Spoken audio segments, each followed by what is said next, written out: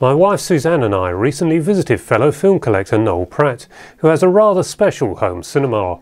We couldn't leave without having a look at Noel's cinema, and this video is the result, so keep watching to see Noel's fabulous home cinema. Yeah, just to prove we were here.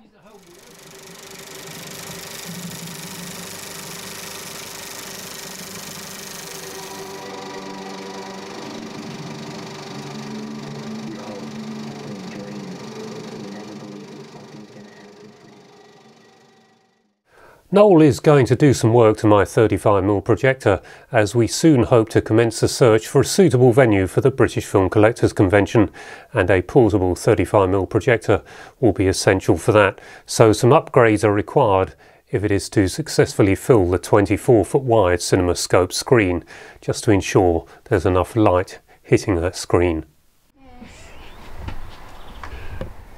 Our good friend Andrew Ellis, another avid film collector, met us at Noel's, and we all really enjoyed being able to meet up and talk about all things film, but most of all, we enjoyed seeing Noel's wonderful home cinema.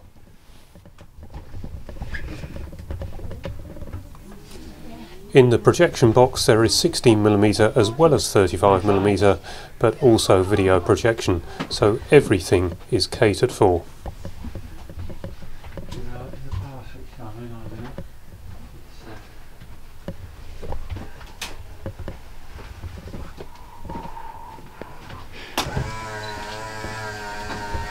Well, here comes the organ.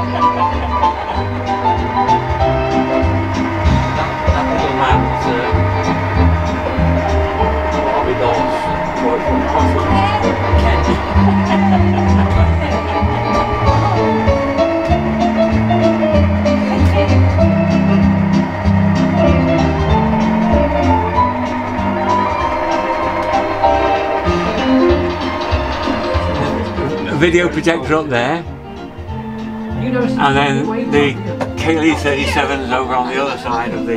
We're a bit pushed for room, as you can see. Too many films. Too many films. You can... There's a switch there, the organ will actually go down again now. The other thing is that the whole system is automated. So, I don't know if you can get round here, it's a bit Let's give it a go. Yeah. But here, this unit that is a modified unit, this was just a basic unit for turning the lights up and down. But by pressing this green button here, that will go right through the system. So if you go back out again there, I'll press this button.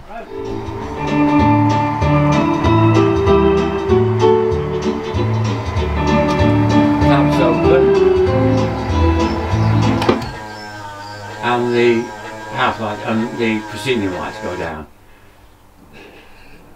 Now at the end of the film running on 16mm, there's a sensor just here, which you put a piece of a metal tape on the edge of the film. Oh, I know, yeah. It goes through there.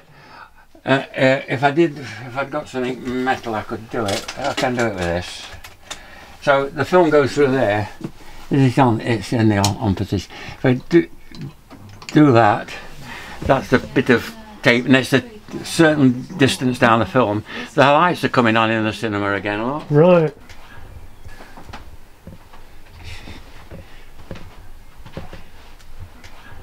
Yeah. So basically I can sit watching a film. Yeah. And I don't have to do anything.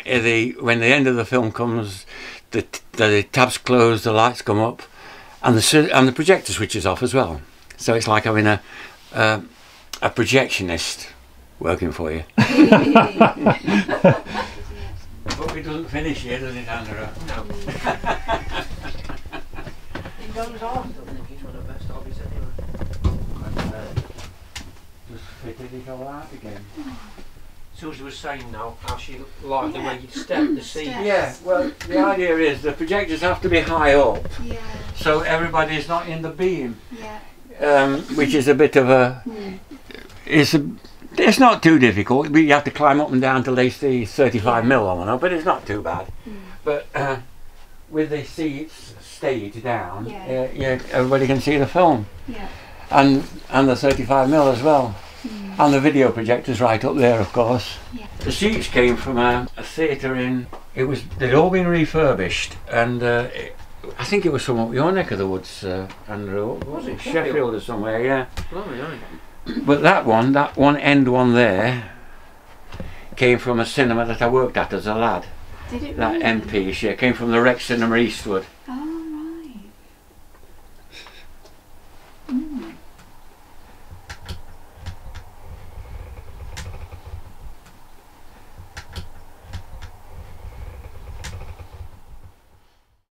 One of the most rewarding things about having this YouTube channel has been the ability to communicate with fellow enthusiasts, and thankfully some of those enthusiasts have sent me photos of their own home cinemas.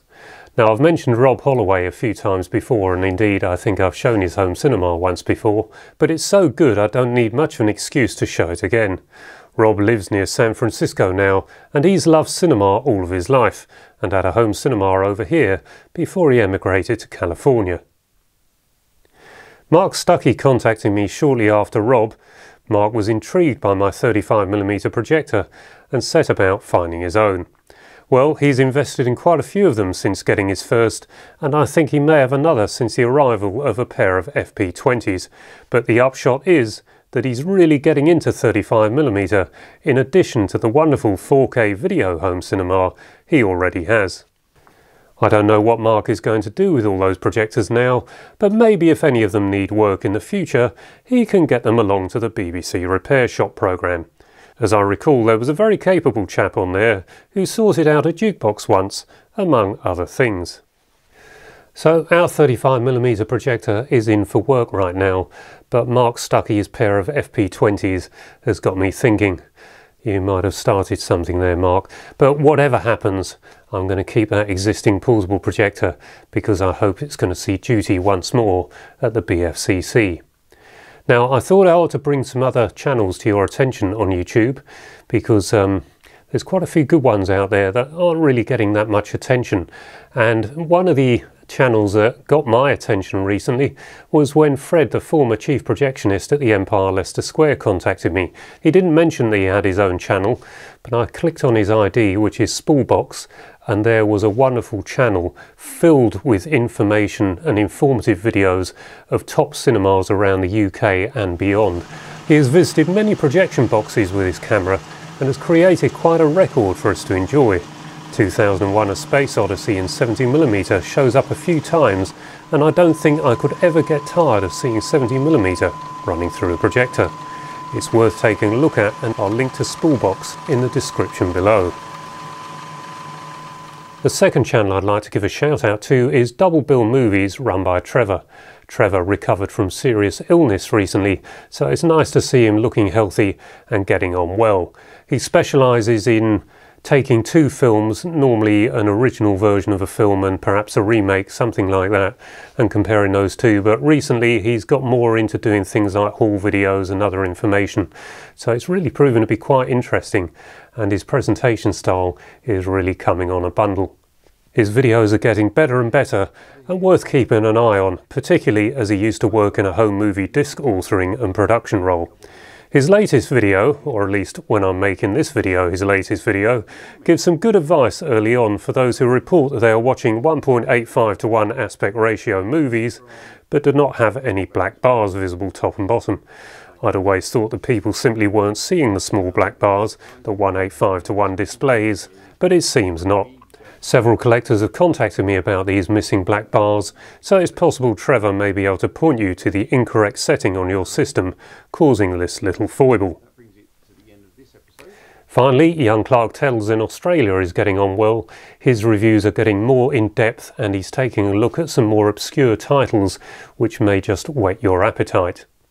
Clark is now at about 500 subscribers, which is really impressive for a young movie enthusiast who is still at school.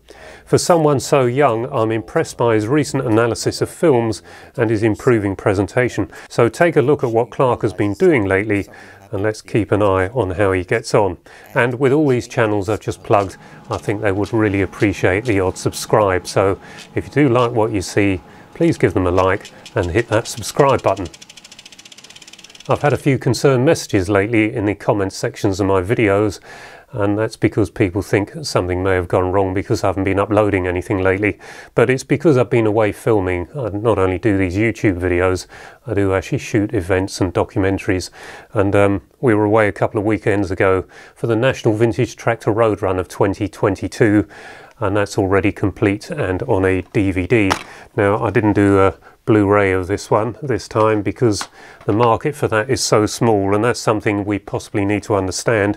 I did ask in a branch of HMV recently how well the Blu-ray sales were going, and in terms of films, that Plymouth branch of HMV do reckon that Blu-rays are roughly equivalent to DVD sales now, so around 50% each. But when it comes to other things like television productions and documentaries, DVD is still the king. So DVD is still outselling Blu-ray, it seems. So who knows how small the market for 4K is, but probably not as big as Blu-ray and therefore not as big as DVD, so very small. So something we need to be aware of perhaps. And one other thing about Blu-ray, when I do author and master a release for Blu-ray, it takes an awful lot of time and an awful lot of computer power. And just doing a 90-minute Blu-ray, the mastering process for that, creating that graded master, probably takes around 18 to 20 hours. So I leave a computer running all night, overnight, go to bed, wake up, and hopefully it's nearly finished. And then you have to set about putting that master on a disc with a menu structure and everything else. There's a lot to it, there's a lot can go wrong, and it's even more complicated for these major releasing companies who've got to put all the extras on and the different soundtracks, the subtitles, everything else. And Trevor at Double Bill Movies was one of the people who did that, so worth subscribing to. Anyway, one final thing to mention is I had something nice come through the door recently. It's the latest issue of Cinema Retro, and yet again it's another colourful, glossy magazine. Comes through the door 3 times a year, so every 4 months you get an issue through the door. I think the cost of the subscription will be going up a bit next year because they've kept it the same for, God, how many years it's been in print. I mean, it's 18, 20 years, so quite amazing really. Dave Worrell and Lee Pfeiffer are the men behind this, and they've got some fabulous people from the industry in interview and writing articles for them. I've plugged it before, there's nothing quite like it. And if you love the movies from every era, then Cinema Retro is the magazine for you. So give them some support if you can. Anyway, I hope you enjoyed this video. If you did, please give it a like and perhaps consider subscribing so I'll be encouraged to create more content like this again in the future. Until the next video, bye bye for now.